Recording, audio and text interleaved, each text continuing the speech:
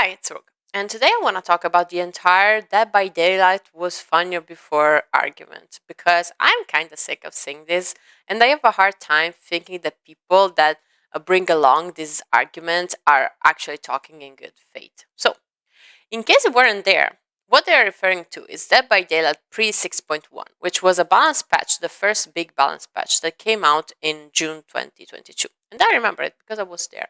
I was there when it came out, and I was there before. And at the time, I was strictly a killer main. I still hadn't managed to drag my friends in the game. It actually happened around 6.1. And as I said multiple times, I didn't really enjoy playing Survivor. I still wouldn't enjoy playing Survivor if it wasn't for them. The only reason why I try to get good at Survivor is, to get good for them. I don't really enjoy the role particularly. It can be fun because there's Michaela, she looks like me, and it's cool to see yourself in a video game. But that's it. I enjoy Killer way more. So at the time, as I was saying, I was strictly a killer main and not a very season one. I had started playing the game very, very recently in May. And let me tell you, it was absolutely obnoxious on the killer side. And that is why I have a hard time believing that people that say it was funnier at the time are actually talking in good faith. But we'll get there. So as a killer player, you will have to deal with an amount of bullshit that was unmatched. First of all, survivors will get so much stuff absolutely for free. The distance that you can see now survivors getting if you hit them with an M1, as an M1 killer, was way longer because your weapon wiping animation was longer, and I think either their speed or the time of their speed boost was longer. So they either went faster or the time for which they regained the speed boost was longer, like if they had overcome, let's just say. And that would amount to massive, massive, massive distance. So at the time, for example, that was like the prime time for the DS Unbreakable meta, the combination of perks was extremely, extremely obnoxious. They literally didn't need to be good. Like all they had to do was be unhooked by someone that had borrowed time. Then they would stand between you and the unhooker that could be injured, like it didn't matter. They would gain a massive speed boost. They could go man somewhere in a corner. And by the time you had regained your ability to move and everything, and maybe were trying to go for the unhooker, for example, because maybe you didn't want a tunnel, well, what would happen was that they came in your way again with DS and Unbreakable. And now you had to hit them again and lose a lot of time because wiping your weapon again was a very long animation at the time. And now you could not pick them up because if you pick them up, they had DS and it was a 5-second stun. And, in the meantime, both survivors that you wanted to get were on the other side of the map. Or you had to leave them on the ground, they had Unbreakable, they picked themselves up. It was just all a time waster for the killer. For me, there was also like kind of an accessibility issue, which you're gonna laugh at reasonably, but at the time I had a pretty old PC that barely supported running Dead by Daylight. And like the frame rate, like the FPS were pathetic. Like they were laughable. And it was really sad, but that's what I had to deal with. Like, that's what I had at the time. And the bigger problem was that if someone would use the dart at the time, which at the time didn't give you endurance, but just gave you a speed boost and iframes for, I don't remember, alpha second, something like that, I didn't know if they had spun me and I didn't see it because of the low FPS, I simply missed because of the low FPS, or they dedarted me. I had no idea. And trust me, that was an accessibility issue. And currently, I guess that there are people that play on frames like that because they're on console or because they have all PC or Switch or whatever. Now, if they hit someone with the dart, at least they can be like, oh, they have endurance. So they use the dart and they know that they've not been spun or whatever, which is kind of nice. But before, the simple mechanic, like just how the H worked, just wouldn't allow you to do that. And it was extremely, extremely sad. Like, it was so bad. It was so painful. Put this together with the fact that gaining blood points on both sides was basically impossible. But at least on Survivor, you would get your blood point boost perk, which is We're Gonna Live Forever from David for free. Now, Survivor naturally gains less blood points for a number of reasons.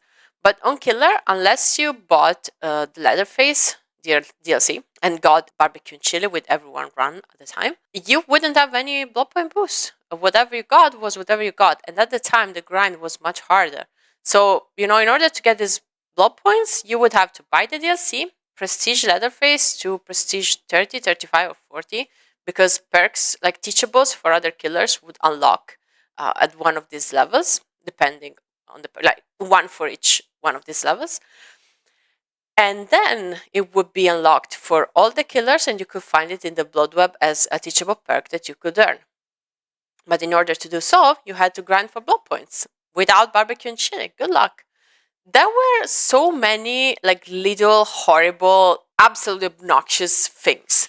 And one thing that really stuck to me that I still remember to this day was I had come back from summer holidays with my parents. And I was playing DBD post 6.1 with my friends. And we were playing against Ghostface on Haddonfield. And this girl got shit on. She really got shit on badly.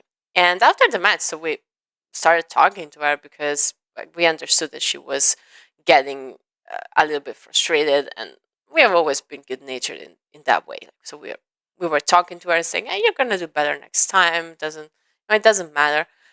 And she told us that she used to be a Survivor main, and she stopped playing Survivor after the 6.1 changes because it had become too difficult. It felt like the game was really killer-sided now, and so she had tried playing Killer, but she was still performing badly because the point was not that the game was killer-sided. It was, in fact, not killer-sided, even after 6.1. It was just a skill issue. And I think people fail to get this, fail to get the fact that you thought that DBD was funnier at the time because you got carried by OP Survivor perks. Guess what? I have never, not yet, seen a killer main, not someone that plays 50-50, but strictly a killer main, or someone that just prefers the role like me. I do play 50-50, but I'm a killer main at heart. And Killer has been so swept under the rug for so many years that honestly I don't care if now it's a little bit of P, which is not, by the way. But I dare you to find me a strictly killer player, killer main, that thinks that Dead by Daylight was funnier before.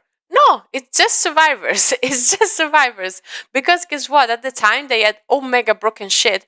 And the best part of this Omega broken shit is that they didn't have to be on a team to actually pull it off. Because now you have Buckle Up, and for the people, for example, right? You have background player and whatever. I mean, background player, you can pull it off solo. But Buckle Up for the people is extremely strong, but it better works, actually, if you are in a team. If you can call where you are, if you can just be like, hey, I'm going to go down here, pick me up. Before, you just were a one-man army. You didn't need anyone else's help. You were just there, doing all the job for yourself. Everyone ran the same perk. You knew that everyone ran the same perk. And it was easy. It was a piece of cake as Survivor because it was just that simple. And it was also easier, since the game was so much easier for Survivor, to find friends that wanted to play with you, which I think is one of the things that these people that complain about DBD not being fun anymore are missing. Maybe after 6.1, now that the game is not super free for Survivor, their friends stopped playing because they went to other games where it's actually free for one of the role, or if you play this specific character or whatever. It's not like that anymore. Another argument that comes with this is that it was way less sweaty before MMR. Now, I wasn't there before MMR, so I cannot talk from experience, and that isn't gonna, state clearly. I don't wanna be the kind of person that pretends that we're there when they were not. But if you think that the game would be much better without MMR, I'm gonna show you a couple of my Freddy games.